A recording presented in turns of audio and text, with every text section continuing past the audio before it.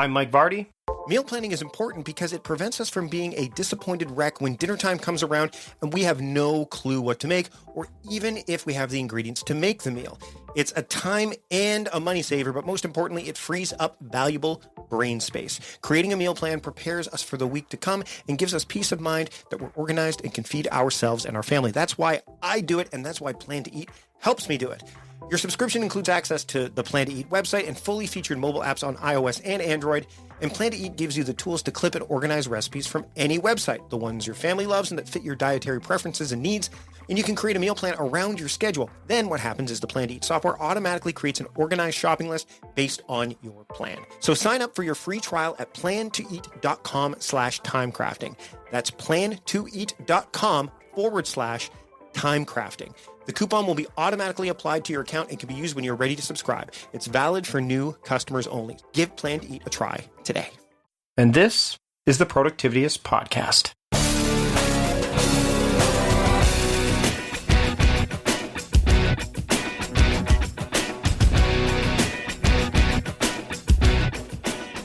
Welcome to the Productivityist Podcast. I am your host, Mike Vardy.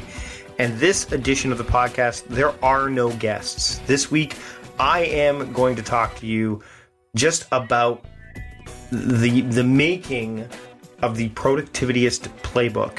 Now, it's going to come across maybe as a bit of an infomercial, and if that's how you want to look at it, that's fine. So if you want to skip this episode, go ahead. This episode is the same for my Patreon supporters as well as for my, the public. If you're interested in becoming a Patreon supporter, of course, you can head over to patreon.com/productivityist, and you can check that out. And there's perks and all that stuff there. And you can actually, if you're at $10 or more per month, you get a copy of the Productivityist Playbook as part of your level of support. So you may listen to this entire episode and say, you know what, I want to pick this thing up and I want to support the podcast, and I'm going to kill two birds with one stone. And that's how you can do it. So this week, I am going to dive into the making of the Productivityist Playbook. I was going to do this as a bonus episode. That's initially what my plan was. But I decided that I was going to dive into how I made this thing happen and made this kind of, I guess at the end of the day, this is an MVP to start off with. A minimum viable product is what they call an MVP.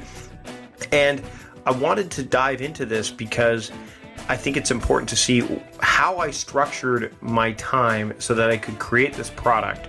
How come it took so long to create this product, what the product is leading to, and so much more.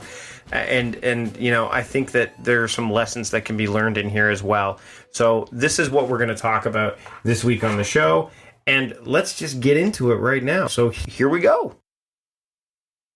Okay, so let's talk about how this whole thing came to be. So first off, a little bit of history behind the idea of the Productivityist Playbook.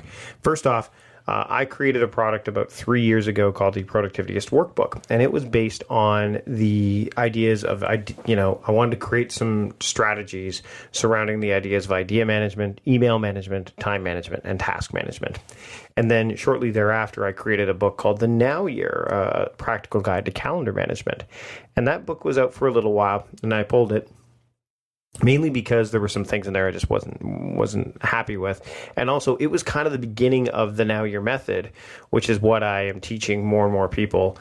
In fact, it's the methodology that I teach all my coaching clients in several different respects. And I'm going to go over that a little bit as we get further into this episode. So it had been a while since the workbook had come out. And if any of you have created something before, you know that and if you're entrepreneurial, you know that you want to update your things and make things happen and do all that stuff. And I was looking at the workbook and knew it needed an upgrade, knew it needed to be updated. There were some apps that I'd mentioned in there that were no longer viable. There were some tactics that I didn't necessarily, I don't think were structured in a way that I would have wanted to structure them going forward. There were a lot of things I wanted to change. So I was ready to do a full-on update and make it version 2.0. But then I thought about it, and there was a couple things. Number one is I thought, this thing has been around for a while, and I wanted to make something that was both tactical. I wanted to have some video stuff. I wanted to have some audio stuff. I wanted to make this guide, but I wanted to make it more than that. And secondly, I wanted to kind of integrate my thoughts and I guess maybe the ideas of what happens with football. We're in football season right now as I'm recording this, and I'm a big Cincinnati Bengals fan. Woe is me for a lot of people out there who follow the National Football League.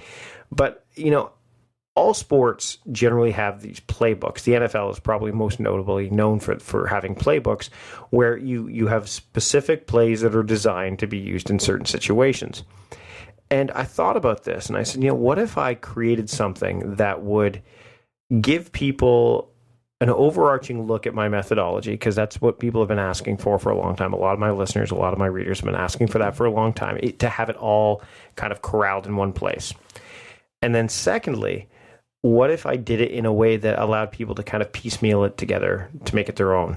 So if they only wanted to use certain elements of it, which is really what the Now Your method allows. It does allow you to use only elements of it, and you'll see incremental productivity increases, which you don't see with a lot of the other methodologies out there. Most of them you don't really see the benefits unless you do all of it. With mine, again, and maybe I'm being a bit, I think all of them do have merit. Clearly, they all do. But I think that some of them require you to be really all in with them. And the Now Your method doesn't necessarily require that. It helps, like with anything else, but it doesn't require it. So I thought, what if I built something different? What if I just scrapped the workbook altogether? And from the ground up, I just decided to build this new thing. And I decided that since it was a sequel or a successor to the workbook, why not call it the Productivityist Playbook? And I had some thoughts about building a course on the Now Your method and doing several tiers and all that stuff that you see when you're working with products. And that's why it took so long to get to this point. I mean, the Now Your method's been around for a while. I've been teaching it to clients for a while. The changes to the workbook could have been done a long time ago. But when you're building a business or you're building something, you run into this, and you're doing it generally, and you're the IP, you're the person that comes up with all the content generally. You find that there's only so much that you can do. And that's what I found. I found that I was in a position where there was only so much that I could do. And it kept falling by the wayside. First with the idea of bringing coaching into the mix. And then, the newsletters, the blogs, the podcast, all the other stuff I was working on, speaking engagements, and then of course now the book deal with Wiley. All of these things were pressing to the forefront. And the Wiley book deal wasn't around when I initially was going to do the playbook as well. So I'll get to that in a second. But I had a bunch of different course platforms I'd signed up for. And I had a bunch of different ways to look at how I was going to build a course and all that stuff, all the stuff that you go through when you're ready to build something. You research and you learn and you experiment and you dive in. And all of a sudden, you're spending more time looking and exploring, deliberating, and less time doing. And I fell into that trap. Now, I think the reason I fell into that trap, and we'll get a little bit personal here, is because once you put something like a new methodology or a new way of doing things or a new process out there, you are opening yourself up to criticism. And when I put out there well over a year ago now, the reason that I left David Allen's Getting Things Done methodology behind, I got both, some really congratulatory comments, and I got a lot of backlash. A lot of, you're not doing it right. Why are you calling him out on this? Which is not what I was doing. And that kind of gave me pause to say, well, if I build this course, what if I don't do it right? What if I don't price it right? What if? And that analysis by the paralysis by analysis kind of got the better of me. And luckily, I'm surrounded by some really great people, not just who work with me, but I'm in some masterminds and stuff. And a lot of them are just saying, look, just go for it. You've been doing this for a while. You know your stuff. What's the worst that can happen? And by attending conferences and seeing talks and all that stuff, you get you see that you're going to have more haters. You're going to have more people that are not going to get it. There are people that are going to give you a hard time, but you're going to have people that really want it. And, as someone who performs on stage and does, speaking engagements, I'm the guy who will, after I finish a talk, go, man, I could have done that better. I could have done that better. I could have, that could have been so much better. And in some cases, totally justifiable. In other cases, I'm just beating myself up. I'm the guy that will look at the 99 comments that he gets, and 66 of them are great and 33 of them are not. And I'll focus on the 33. So, that was the problem. And I just said, you know what? It's the same thing that I had to do with the front nine, and the same thing I had to do with with coaching, is I just had to draw a line in the sand and say, okay, I'm doing this and this is what I'm going to do, and publicly put it out there. If you're thinking about doing something like this and you're going to put yourself out there, literally put yourself out there by saying, I'm going to put myself out there on this date. Like, put it out there and be realistic with it too. And this is where I kind of ran into the problem with my original launch idea. Is originally it was going to be a course, and a course is still in the works, but it's not happening right away. It's something that I want to do. But there is going to be some personalized coaching and stuff that I'm going to be bringing into the mix for, once the dust settles on this launch. I don't want to be constantly launching, and I don't want to be, that's not my style either, especially with a book that I'm working on.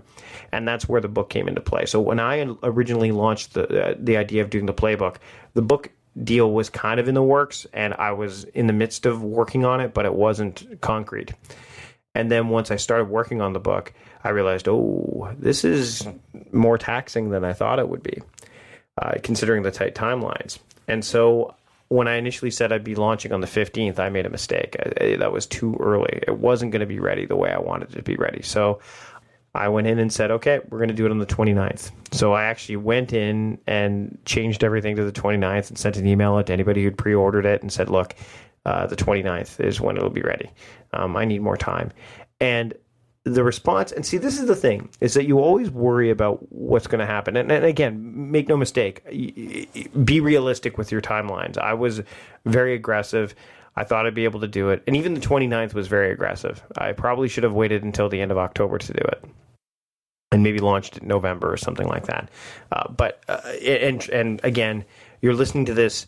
If you're listening to this on launch date, there wasn't a super powerful launch, where I pushed it hard. It was just hey, there's this new thing I've created. I wanted to get it out there. I hope it's helpful. And here it is.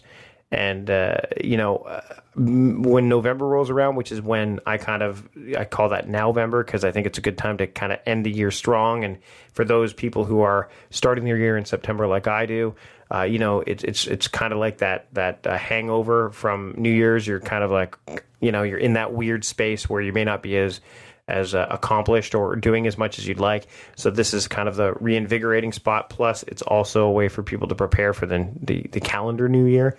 So November is a pretty big time of year for me.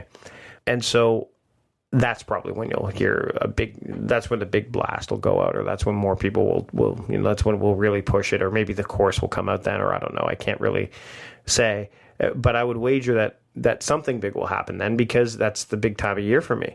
But the book is due in November as well, like the Wiley book. So I really, when I initially laid down and said, okay, this is when this thing is going to be ready, I wasn't realistic with it. So I guess the second thing is when you do put it out there and say, hey, this is when I'm going to do this thing, be realistic. Now, if you've got a day job and you know that put all the variables in place and still draw a line in the sand, but don't draw it where you're going to be running to that line and you may not be able to get even an MVP that you're proud of out there. Because the playbook is out and there's going to be more plays coming. That's the other thing about a playbook, is that plays are constantly added. You get a new offensive coordinator in football, there's some new plays. Sometimes they toss out the old playbook and put a new one in altogether. So we're going to be adding more plays over an extended period of time. And there'll be a lot of other things that I'm going to be adding to it. But I've got a schedule in place. I've got a plan in place. I didn't have that with the workbook because that was my first real product. I've now created several. I've created, things like, the Night Owl Action Plan, which, did very well. I've created Beyond Productivity, which, again, the course that I'm going to be working on and am working on, and that's the next thing I'm going to replace. Meeting Makeover was a product that I did with podcast producer John Polster, and it has not done as well as we would like, and we're kind of figuring out what the next move is with that. And I know I'm pulling things behind the curtain. You're seeing behind the scenes a little bit here, but there are some things that if you haven't checked out Meeting Makeover, you might want to do that. But there were things like Do Better with Asana, which was a product I co-created with Jeremy Roberts of Cloud Productivity. And now that's a product that we no longer even deal with. I've gotten out of the app game. I actually was going to do a book on Todoist, and I pulled out of that. And that was going to happen, I think it was late last year or early this year. You have to kind of say, these are the things we're going to work on. These are things I'm going to work on. And then, work hard to make that happen. And so now, we're about the halfway point here. I want to talk about how I made it happen, because I'm working on a book. So I'm actually going to talk a little bit about how my methodology played into the fact how I was able to do this thing. I look at the days of the week. I look at my week as every day has a theme. And if you've been listening and following my work for a while, you know this. So every day has a theme. Monday is my administrative day. Tuesday is my online writing day. Wednesday is audio video day. Thursday is training day, which is the training that I do for myself as well as training for others. Friday is book writing day. Saturday is family day. And Sunday is planning day. But I also do something called horizontal theming, which is, for all intents and purposes, just to break it down to the simplest, is time chunking specific blocks of time throughout the week that I give an area of focus. I allot for an area of focus. So what I did during the making of this product was I allocated my mornings to work on the Wiley book. Once the Wiley book was in play, I said, okay, from this time to this time, and initially it varied, but eventually it wound up being from 9:30 to about 11:30, without not counting coaching clients in between. And I actually moved it so that now that coaching clients only work with me in the afternoons, Monday, Tuesday, Wednesday, and Friday, and then Thursday they work with me in the afternoons. So what I did was I initially made it so that I was basically 9:30 to 11:30. Once I changed my coaching client schedule, I moved my writing time, believe it or not, to 7:30 to, I think it was 7:30 to 9 for that. And then I would coach from 9:30 to 11:30, or 9:30 to 12:30, and then in the afternoon, again from about 2 to 4. That's when I would work on the Wiley book. That's generally how it worked. Tuesdays, Wednesdays, and Fridays, I pick up my kids at school, and while they were at home watching TV and stuff, that's when I was working on the book. So some of the freedom that I have and had was taken away, basically to work on this book, which is, again, we compromise, right? So that's how I took care of that, and then 12:30 to 1:30 all the time lunch. And sometimes I took a lesser lunch just so I could, putz around and do whatever. But more often than not, I would take lunch between 12:30 and 1:30. I'd sit in front of the TV normally just to get a bit of a brain drain, watch, again, maybe watch some NFL highlights to get some ideas for the playbook. I actually watched Mary Tyler Moore reruns because I really like her show. I actually just finished reading the Dick Van Dyke book, Keep Moving. Really enjoyed that too. I wouldn't really read or do anything like that. I would listen to podcasts, things like that during my lunch period. In the evening, which is when I'm kind of in my prime time, I started to initially write from about 8 o'clock or 8:30 till about 10:30. And that's generally what I've stuck to. After reading The Power of When, I recognized that, I should be doing a bit more working out in the evening. So what I did was I had an earlier dinner that, I ate with my family, but I had a light dinner. And then at 8 o'clock, I'd eat a more heavier dinner because at around 6:30 to 7 or 7 o'clock, I'd want to hit the bike or do some kind of workout for about a half an hour. And I started doing that probably early September, I would say. So it wasn't happening right away. And if you've read my work on habit, the recent writing I've done in the newsletter on habits, you see that I only take on basically 2 habits at a time, one big, one small, or one work, one personal. That's kind of my rule when it comes to that stuff. Again, taking on too much is a huge problem. So So the evening time, I would focus on the playbook because that's when I was creatively inclined to do that kind of stuff. And the reason that I didn't work on the Wiley book in the evening is because the Wiley book, the table of contents was already formulated. And a lot of that work was research-based and it didn't really involve as much creativity as this playbook did, where I said, okay, here's how I run my days, here's how I run my weeks, here's the different plays.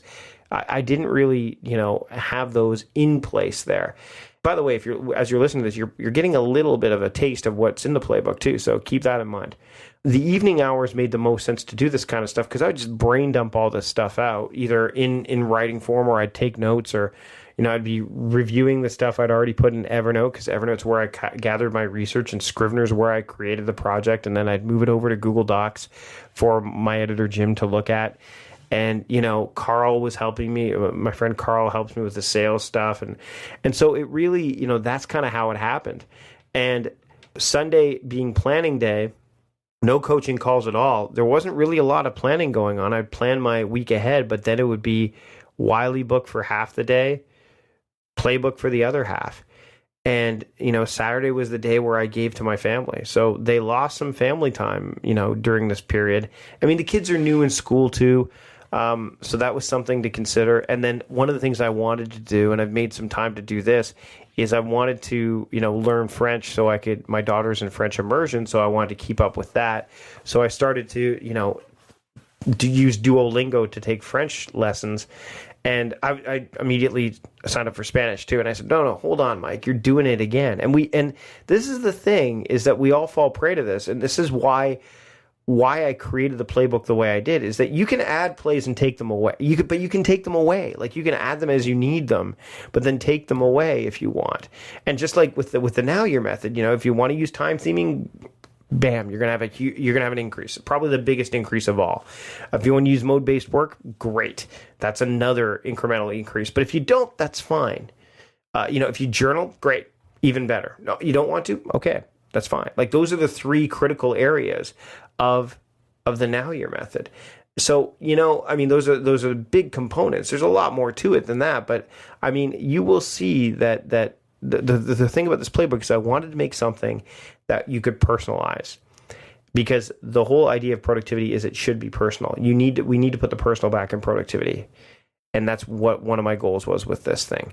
And the playbook allows you to insert plays that work for you in your workplace or in your home life or in your business. And then the ones that don't, you can just pull away. That's how I put this thing all together. Very, very light launch, nothing crazy. And I was fine with that. I didn't want to, very light in the newsletters, a couple of blog posts, or a couple of rather social media updates, a blog post for, when it went live, and maybe some teasing up to that point. The week of the launch, yes, more, but not crazy. And I didn't want to push it hard. I guess part of the thing is, and I'll kind of get close to wrapping up on this note, is that you see a lot of people pushing. And I know that selling is part of that. I think that that's something that I need to do more of. I wanted to make sure I did it in a respectful and responsible way. And so that's why I did it this way when I launched the playbook initially. I think what will happen, like I said, in November, and especially probably in January, is I'd rather mention it regularly, consistently, regularly over a period of time. So, there's no, when you buy the playbook, it's not like you can only buy it for a limited time. I did that with the Now Year Action Plan last year, and it worked really well. Not this time. When I do coaching, maybe the intensive that I'm going to do regarding this, the Now Year method, yes, there will be a limited time offer, and then all of a sudden everyone will be starting at the same time, kind of thing. But I need to be ready for that. And right now, as I just finished speaking at FinCon. I've got other speaking engagements coming up. I've got this book, and there's going to be a lot of responsibilities surrounding this book. I've got coaching training to do, because the more of the stuff I'm doing outside of the business, I want to make sure that I've got more people trained, and then I want to develop a program that can help other people train other people in my methodology. And then there's a lot of things that I really want to move the needle on, or at least, and I think this is the other thing to keep in mind, or at least figure out if I still want to do them. And then if I do earmark them for a certain time of year, and incidentally, I've planned things all the way out till September of 2017. Like, I know what's happening between now and the end of my year, which is basically my year wraps up in August of 2017. I know what I've lined up. I know my monthly themes. I know what my yearly words are. I know what areas of focus I'm going to have. So the playbook was an interesting project to put together. I really wish that I'd done it sooner. I wish that I had, I know the lessons I've learned from this are that as soon as this thing is done and out, I've already formulated the plan of, releasing regular updates, but I'm going to go right into the next one as the side. So again, one big, one small. And if the big project right now is the Wiley book, then the small project will be whatever the next Productivityist project is. I want to make sure that I put stuff out there that's valuable.